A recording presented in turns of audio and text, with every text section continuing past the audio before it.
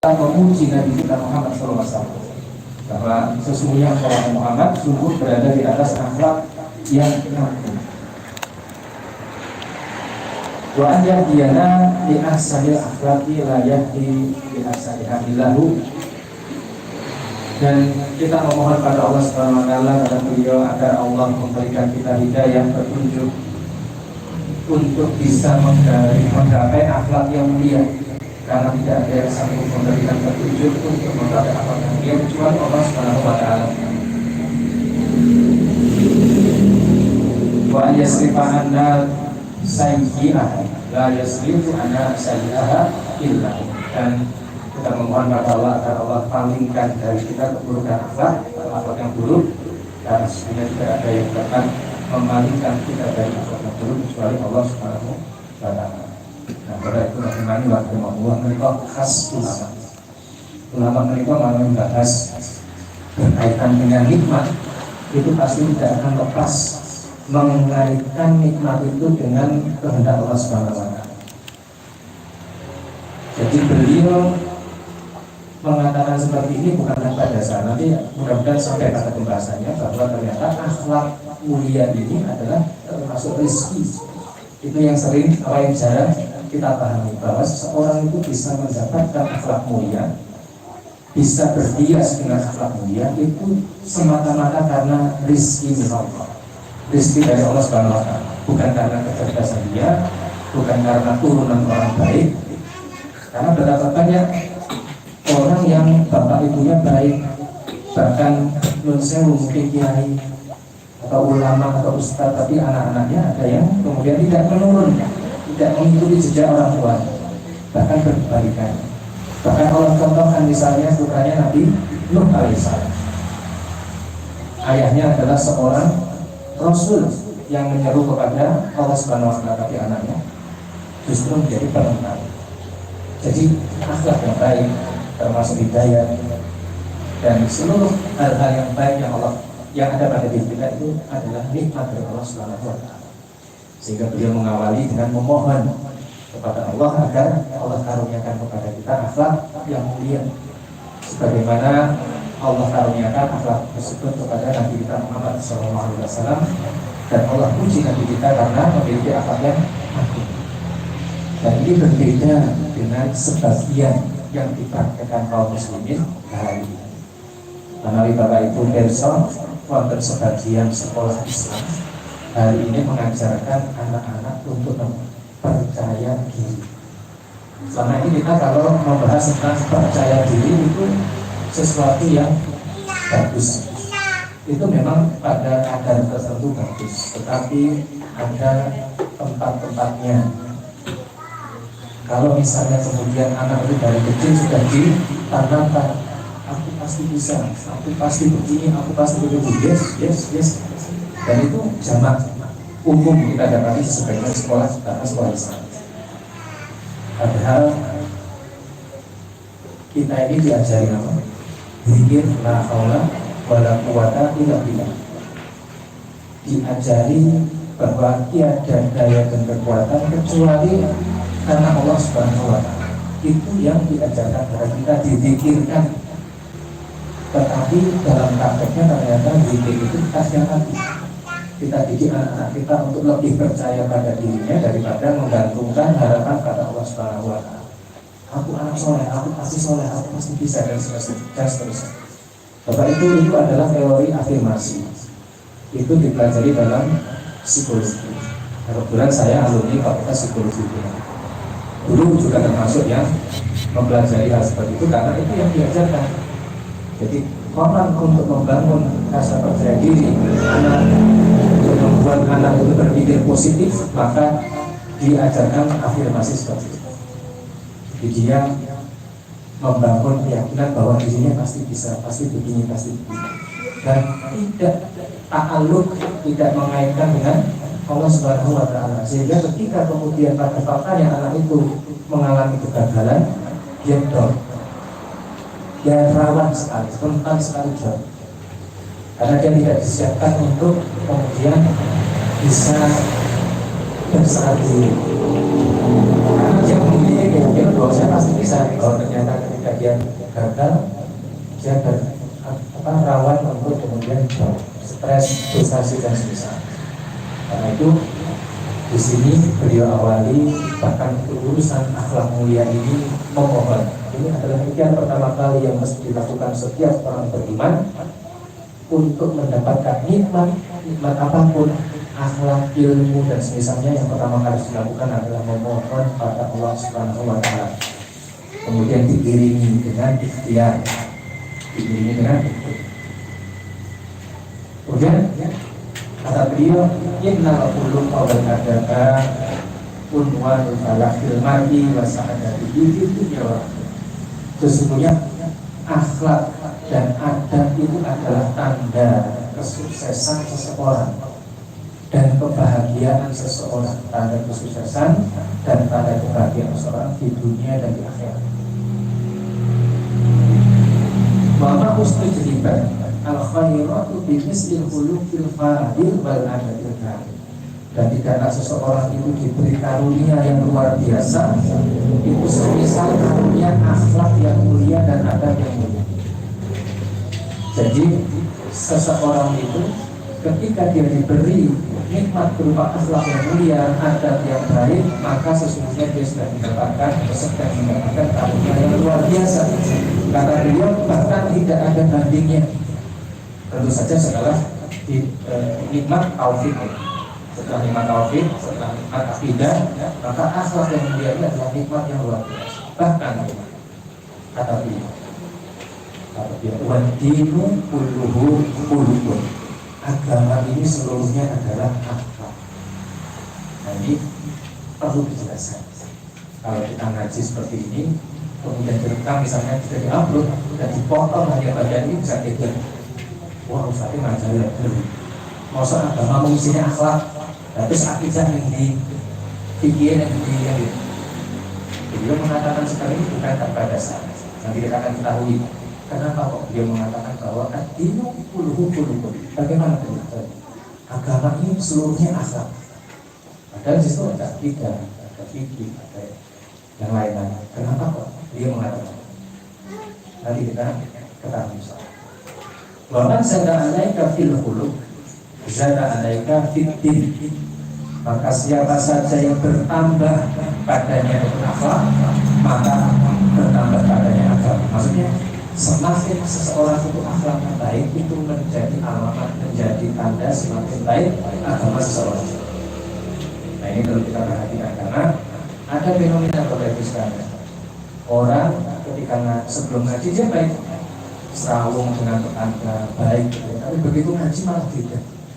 Kok tadi kerem, ngaji malah kerem. Biasanya sumringah tadi bersemut misalnya kayak itu. Ini tadi ada yang keliru. Berarti ada yang keliru. Karena para ulama kita tidak mengajarkan seperti itu. Dan ada yang kurang. Ada sesuatu yang belum diakses secara proporsional sehingga dia pincang. Yang muncul seperti itu. Karena itu ini perlu kita perhatikan. Nah, setelah beliau menyampaikan statement seperti itu bahwa agama ini seluruhnya adalah akhlak dan indikasinya ketika akhlak itu bertambah pada diri seseorang berarti kadar agamanya itu semakin baik. Kemudian beliau membawakan dasar argumentasi. Di antaranya hadis dari Abu Hurairah radhiyallahu anhu, dia berkata, "Su'ila Rasulullah sallallahu alaihi wasallam an aksar lima yudkhilun nasal jannah." Nabi pernah ditanya tentang perkara yang paling banyak memasukkan seseorang ke dalam surga.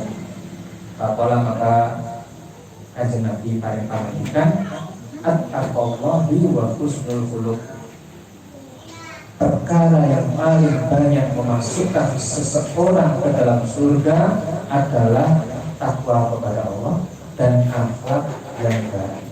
Di bawah takwa kepada Allah dan akhlak yang baik. Nah, ini nanti bagian yang menjawab tadi, yang menjelaskan tentang ad-dinu kulluhu kulluhun. Agama ini seluruhnya akhlak. Dan dari sini diantaranya. Jadi poin yang penting, yang paling banyak masukkan seorang surga yang pertama takwa kepada Allah, yang kedua akhlak yang baik. Maka kata beliau, baca ada Nabi SAW min asbabul jannah wa qoronahu bi taqwalati hiya maqdamu wasiyatin. Jadi Nabi SAW pada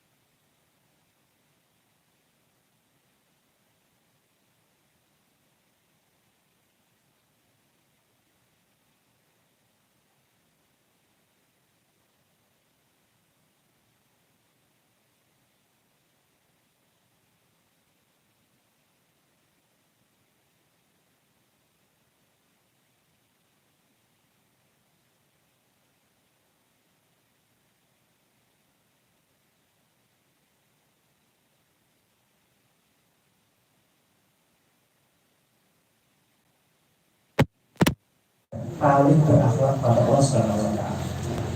Sehingga ini indikasi mulia seorang hamba kepada Allah Subhanahu wa taala. Nah ini masuk dalam ranah akidah. Karena itu ketika beliau mengatakan ad-dinu kulluhu khuluqun, bahwa agama ini seluruhnya akhlak, penjelasannya seperti itu. Kita ini belajar fikih misalnya fikih sholat. Kenapa kita belajar kalau sholat takbiratul ihram begini, cari dalilnya apa? Kalau bacaannya begini, dalilnya apa? Kita mendekati yang paling presisi, yang paling dekat dengan apa yang Nabi praktekkan. Tujuannya apa? Agar ibadah kita ini mendekati ibadah Nabi. Karena Nabi adalah yang paling baik ibadahnya, tidak ada yang mengungguli. Sehingga kalau kita bisa mendekati praktek beliau, kita berharap ini yang terbaik yang bisa kita lakukan.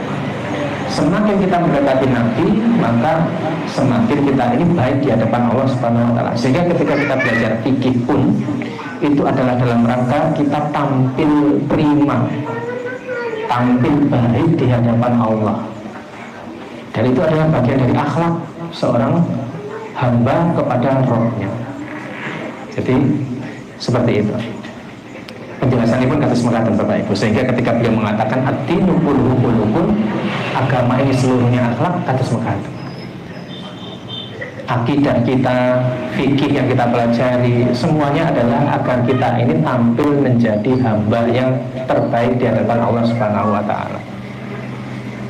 Jadi seperti itu. Oleh karena itu kata beliau, husnul khuluq yuslihu ma bainahu wa bainal khalqihi. Takwa Allah tuslihu ma baina abdi wa baina rabbih. Takwa kepada Allah adalah sesuatu yang memperbaiki hubungan antara hamba dengan Rabb-nya. Adapun husnul khuluq, adapun akhlak yang baik, itu adalah yuslihu ma bainahu wa baina khalqihi. Itu yang memperbaiki hubungan antara dia, yaitu hamba, yaitu kita semua, dengan makhluk Allah Subhanahu wa Ta'ala. Kita sampun mengenal, sudah sering disebut bahwa kita hidup di dunia ini, muamalah kita itu tidak akan lepas dari dua hal, hablum minallah dan hablum minannas. Hablum minallah itu tadi, untuk membangun hubungan dengan Allah adalah membangun ketakwaan. Semakin kita bertakwa kepada Allah, hubungan kita dengan Allah semakin baik. Semakin kita berakhlak mulia kepada sesama manusia, sesama hamba Allah, maka hubungan kita dengan sama hamba Allah itu semakin baik. Dan kata beliau, wa taqwallah tujibulahu mahabbatullah. Takwa kepada Allah itu akan membuat seorang hamba itu pasti mendapatkan kecintaan Allah Subhanahu wa Ta'ala. Kalau Bapak Ibu masih ingat, di Ramadan yang lalu kita bawakan di antara buahnya, yang pertama itu adalah takwa kepada Allah itu bisa mendapatkan kecintaan Allah Subhanahu wa Ta'ala. Sebagaimana dalam sebuah hadits qudsi diriwayatkan dari Nabi SAW, diriwayatkan dari sahabat Salman Al-Farisi, bahwa innallaha khalaqa yauma khalaqas samawati wal ardh mi'ata rahmatin. Allah ketika menciptakan langit dan bumi, Allah menciptakan 100 kasih sayang. Kemudian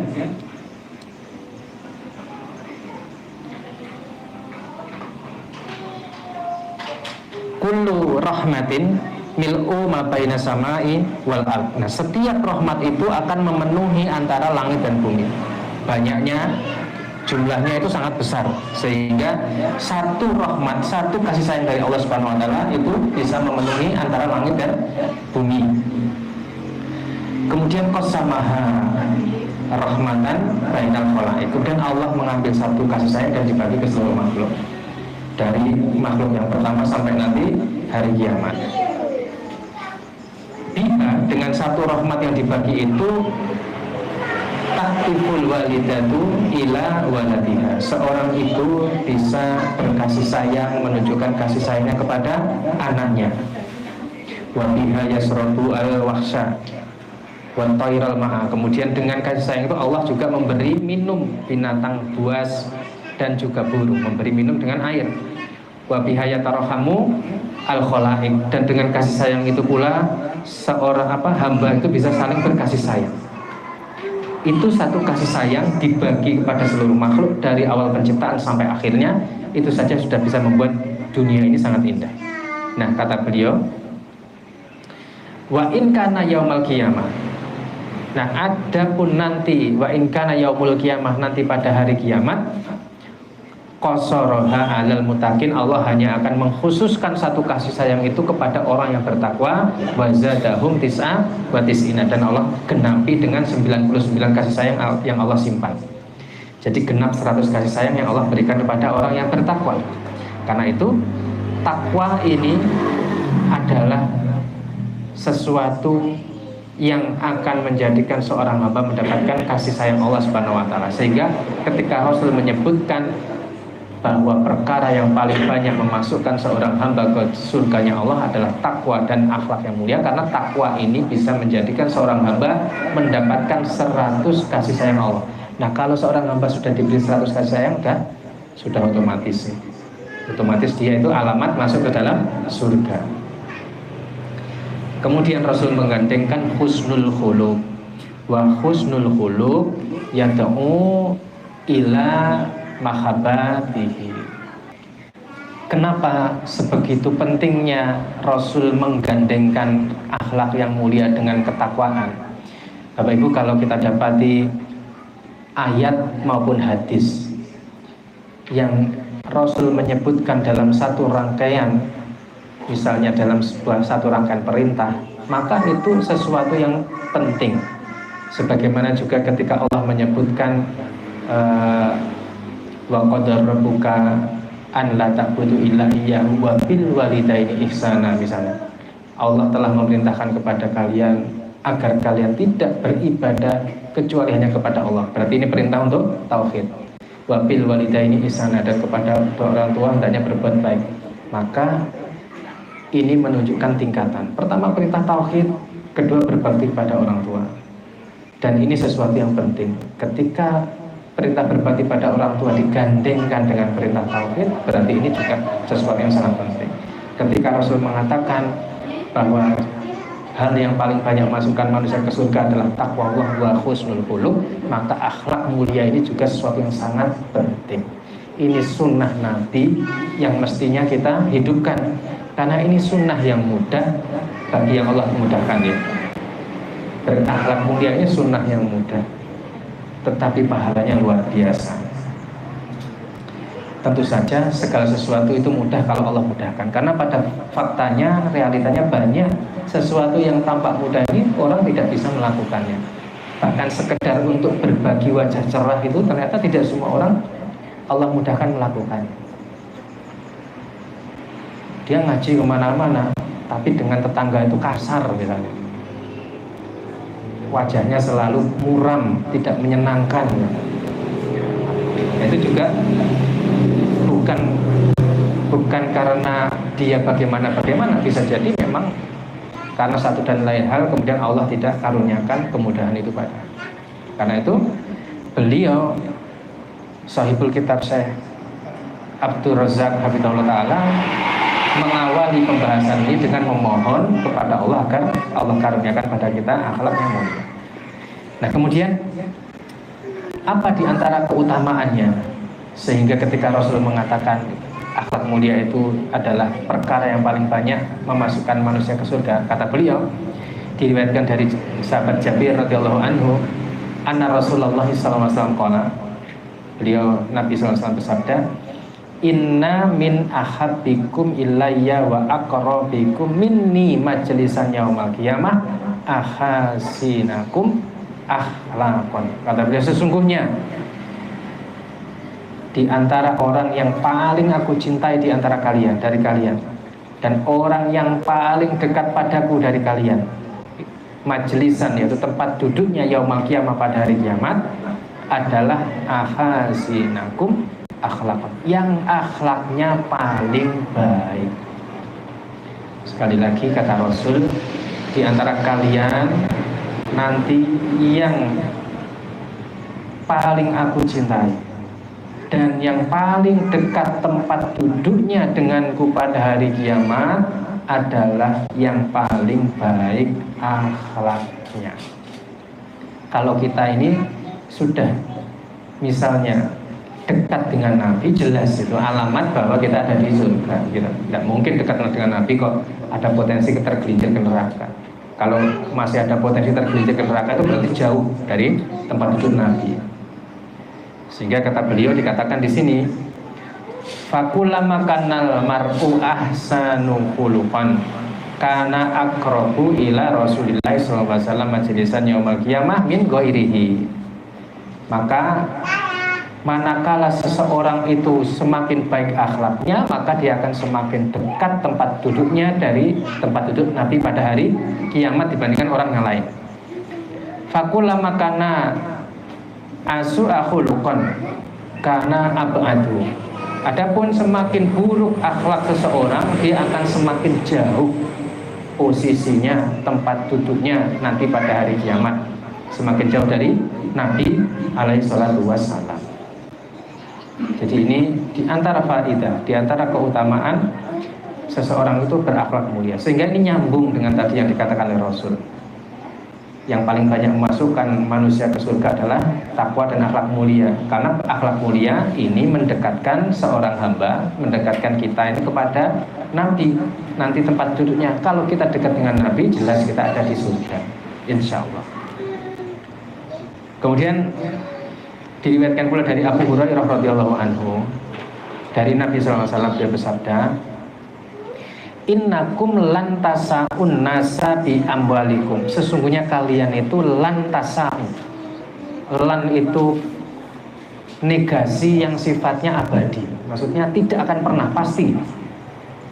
Kalau misalnya lam itu masih ada kemungkinan bisa, tapi kalau lan itu sudah jelas tidak akan bisa. Dan kata Nabi, innakum, sesungguhnya kalian, ini sudah disampaikan dengan menggunakan penegas taukid. Innakum, sungguh kalian ini, lan, tidak akan pernah tasau bisa membuat lapang an-nasa manusia. Jadi sungguh kalian ini benar-benar tidak akan bisa membuat lapang manusia bi amwalikum dengan harta kalian. Tidak bisa membuat orang itu merasa lapang, merasa nyaman dengan semata-mata dengan harta. Walakin akan tetapi yasa'uhum minkum bastul wajhi wa husnul khuluq. Akan tetapi kalian itu nanti akan bisa membuat lapang manusia dengan wajah yang cerah dan akhlak yang baik.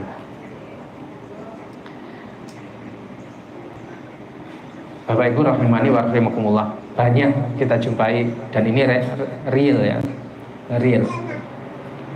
Orang-orang yang dia itu bekerja di instansi baik swasta maupun negeri dengan gaji yang besar, tapi banyak yang memilih resign. Dan di antara yang memilih resign itu biasanya adalah karena situasi dan suasana kerja yang tidak menyenangkan. Gajinya besar, tapi dia punya atasan yang buruk. Misalnya atasan ini kasar, misalnya atasan ini otoriter, dan yang semisal itu. Padahal dia difasilitasi dengan fasilitas yang baik, gajinya yang besar. Dan saya pernah punya seorang teman, saya ada kenalan orang yang dia itu pernah diminta untuk memimpin sebuah sekolah. Dia di kepala sekolah, gajinya termasuk besar, tapi dia memilih keluar karena apa? Sekolah itu menerapkan sistem yang tidak menyenangkan. Pemilik yayasannya itu tidak ramah, orangnya kasar, sehingga dia memilih mengundurkan diri. Padahal gajinya besar, gajinya besar. Dan banyak lagi yang lain, yang kalau kita lihat kanan kiri kita mungkin ada yang melihat fenomena seperti ini. Sehingga, atau misalnya bahkan anak yang dia itu hidup dari atau dalam keluarga yang berkecukupan, tetapi justru memilih untuk keluar dari rumahnya dan hidup menggelandang, bergabung dengan teman-temannya di perempatan-perempatan jalan kayak gitu. Karena apa? Dia tidak mendapatkan ketenangan di rumahnya. Dia mendapati orang tuanya kasar misalnya, bapaknya pemarah dan seterusnya. Sehingga banyak anak yang kemudian memilih keluar dan lari dari rumahnya. Ini diantara bukti bahwa harta, semata-mata harta itu tidak akan bisa membuat seorang itu lapang. Dan ternyata Rasul sudah mengatakan itu. Sehingga kalau kita ingin membuat orang-orang di sekitar kita itu nyaman dengan kita gunakan resep Rasul. Jadi jangan hanya membeli loyalitas, membeli rasa kedekatan mereka semata-mata dengan harta, karena itu tidak awet. Begitu kita berhenti mensuplai harta, berhenti memberi apa yang dia butuhkan, dia akan meninggalkan kita. Tapi kalau dia nyaman karena akhlak kita, dia akan relatif lebih awet. Dan ini adalah sebagaimana yang disabdakan oleh Nabi kita, Nabi Muhammad SAW. Karena kita tahu bahwa Rasul itu sebagaimana yang Allah sebutkan, bahwa yantiqu anil hawa in huwa illa wahyu yuha. Rasul itu kalau menyampaikan sesuatu, membuat statement seperti ini misalnya, itu bukan keluar dari hawa nafsu beliau, bukan berasal dari hawa nafsu beliau atau pemikiran beliau sendiri, akan tapi ini adalah wahyu dari Allah Subhanahu wa Ta'ala. Sehingga tingkat akurasinya, presisinya itu sempurna, sehingga bisa dijadikan kaidah. Beda kalau kita yang menyampaikan, kita melakukan telaah kemudian menyampaikan statement berdasarkan pemikiran dan telaah kita, akurasinya masih dipertanyakan, bisa benar, bisa keliru. Tapi kalau Rasul, selama hadisnya sahih, maka ada jaminan dari Allah bahwa itu pasti benar. Sehingga ketika kita mendapati nasihat seperti ini, pertama kita kalibrasi, kita tashih dulu, hadis ini benar, sahih. Kalau sahih kita pegang, sehingga menjadi kaidah bagi kita. Ketika Rasul mengatakan innakum lan tasau, kalian itu sungguh tidak akan pernah bisa membuat orang lain itu lapang dengan harta kalian, maka itu kita ingat-ingat, kita pegang. Karena apa? Ternyata kalau kita ingin orang ini punya loyalitas, mau mendengarkan kita, maka yang perlu kita ubah adalah diri kita. Yaitu dengan apa? Bastul wajhi wa husnul khuluq. Wajah yang cerah dan akhlak yang baik. Bapak Ibu, berwajah cerah itu ringan kita ucapkan, tapi belum tentu bisa, belum tentu mudah kita lakukan. Terutama kalau kita menghadapi orang yang ada masalah dengan kita. Kita berwajah cerah pada mereka itu berat sekali. Berhadapan dengan orang yang punya masalah, berhadapan dengan orang yang menjadi saingan kita misalnya, atau yang kita itu ada masalah dengan dia, itu berat untuk bisa berwajah cerah. Ada ghil, ada sesuatu yang mengganjal dalam diri kita. Itu akan sulit membuat kita berwajah cerah. Tersenyum itu sulit. Karena itu jangan kemudian gampang berwajah cerah itu gitu. Makanya sesuatu yang mendapatkan balasan yang besar itu biasanya ada rahasianya, dan tidak semua orang mampu melakukannya. Sehingga kata beliau dikatakan seperti itu.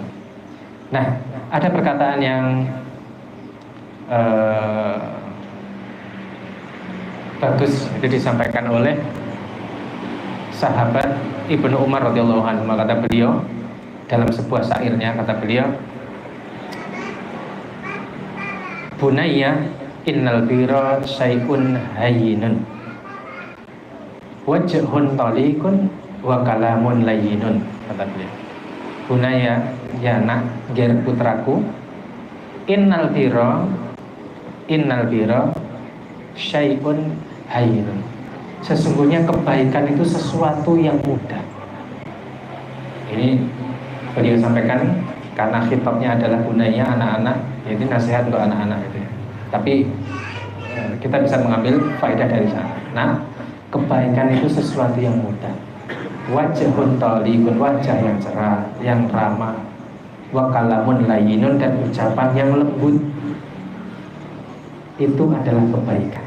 Wajah yang ramah, ucapan yang lembut, itu adalah kebaikan. Karena itu Islam itu mengakomodir urf. Urf itu adalah adat masyarakat yang baik. Itu diuri-uri, diopeni oleh syariat kita. Sehingga kita yang hidup di Jawa ini, kalau kita ini memiliki tradisi berbicara kepada orang tua dengan bahasa Kromo Inggil, maka ini sebuah kebaikan yang patut kita lestarikan. Bukan feodalisme sebagaimana anggapan sebagian orang, terutama orang-orang liberal. Maunya antara orang, semua orang itu sama kedudukannya. Padahal Islam mengajarkan sopan santun, Islam menghargai urf, dan Kromo Inggil itu mengajarkan tawadu. orang yang lebih muda kepada yang dewasa, menghormati orang yang dewasa yang lebih tua darinya, sehingga itu masuk dalam apa yang disebutkan oleh Abdullah bin Umar.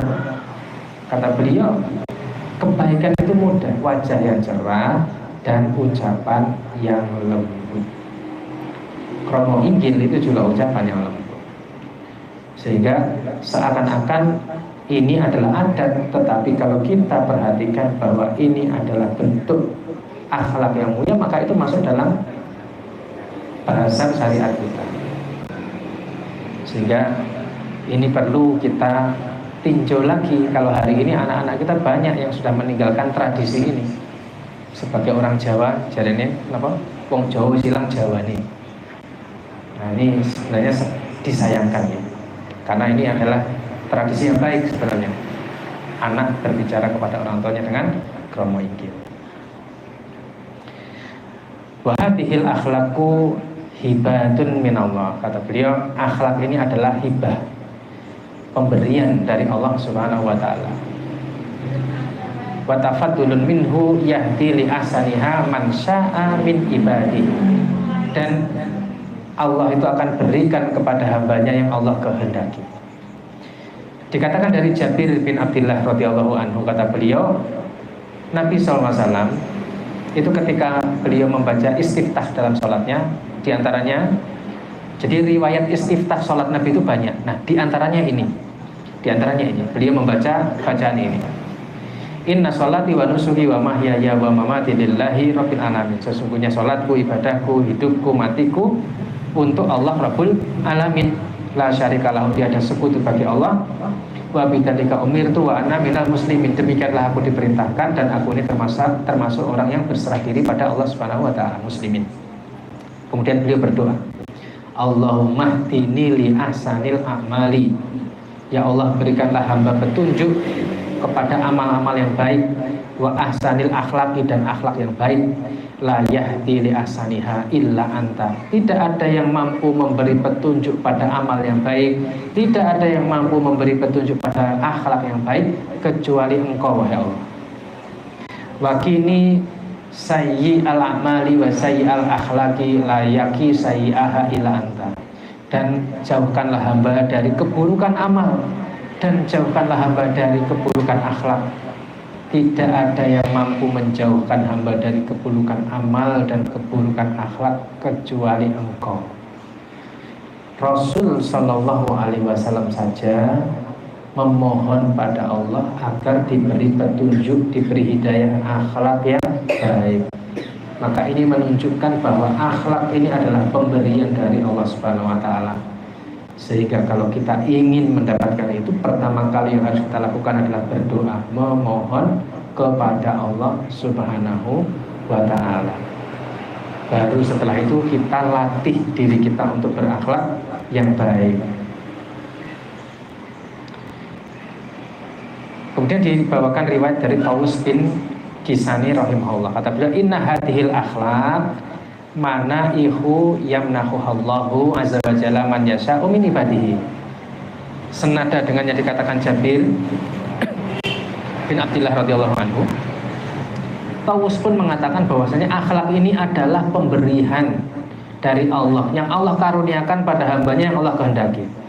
Fa idza aradallahu azza wa jalla bi 'abdin khairan, kalau Allah itu kehendaki seorang hamba itu mendapatkan kebaikan, sekali lagi, kalau Allah kehendaki seorang hamba itu mendapatkan kebaikan, manahahu minha khuluqan shalihan, Allah akan karuniakan pada hamba itu akhlak yang saleh. Fi rawahu Ibnu Abi Dunya fi Makarimil Akhlaq. Ini diriwayatkan oleh Ibnu Abi Dunya dalam kitab beliau Makarimil Akhlaq. Jadi akhlak yang mulia ini karunia Allah Subhanahu wa Ta'ala yang diberikan kepada hamba yang Allah kehendaki. Dan kata beliau, kalau seorang hamba itu dikehendaki kebaikan oleh Allah, maka Allah akan karuniakan akhlak yang mulia. Ini salah satu tanda. Sebagaimana juga misalnya dalam hadis yang lain, Nabi sebutkan, man yuridillahu bi khairan yufaqihu fiddin. Siapa yang Allah kehendaki padanya kebaikan, Allah akan fakihkan dia agama. Allah akan jadikan dia paham dengan agama ini. Jadi seorang hamba ketika dia semakin baik agamanya, maka itu alamat bahwa Allah kehendaki kebaikan pada dirinya. Sebagaimana juga ini dikatakan, kalau seorang hamba itu Allah karuniakan akhlak yang baik, maka ini menjadi alamat bahwa Allah mengharapkan atau mengkehendaki kebaikan pada dirinya. Jadi ini karunia yang tidak bisa kita anggap remeh, Bapak Ibu sekalian. Dari yang kita baca tadi, riwayat-riwayat baik dari hadis Nabi maupun dari riwayat-riwayat ini menunjukkan keutamaan akhlak yang mulia. Kemudian dikatakan dari Abdullah bin Mas'ud radhiyallahu anhu, kata beliau, innallaha ta'ala qasama bainakum akhlaqakum. Innallaha ta'ala, sesungguhnya Allah Ta'ala, qasama bainakum, Allah membagi di antara kalian akhlaqakum, akhlak kalian. Kama qasama bainakum arzaqakum, sebagaimana Allah membagi pada kalian rizki kalian. Ini perkataan Ibnu Mas'ud, diriwayatkan Imam Bukhari dalam kitab beliau Al-Adabul Mufrad. Sebagaimana, maka boleh dikatakan, sebagaimana kalau kita ini mencari rezeki, kita itu memohon pertolongan pada Allah, kemudian kita berikhtiar untuk menjemput rezeki dengan bekerja, maka begitu pula yang mesti kita lakukan untuk mendapatkan akhlak yang mulia. Pertama, kita memohon pertolongan pada Allah Subhanahu wa taala, memohon agar Allah mengaruniakan akhlak yang mulia. Kemudian kita lakukan upaya-upaya untuk melatih diri kita berakhlak mulia.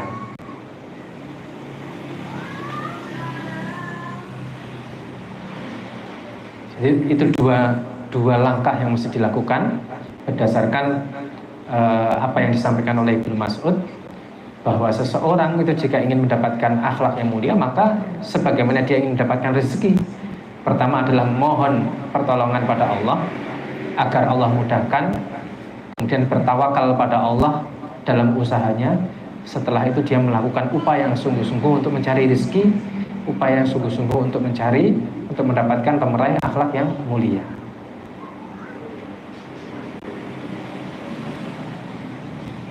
Nah, di antara keutamaan akhlak mulia yang lain yang disebutkan oleh disebutkan oleh Nabi SAW, itu adalah sebagaimana yang diriwayatkan dari Abu Darda radhiyallahu anhu. Kata beliau, Nabi SAW bersabda, "Ma min syai'in asqalu fil mizani min husnil khuluq."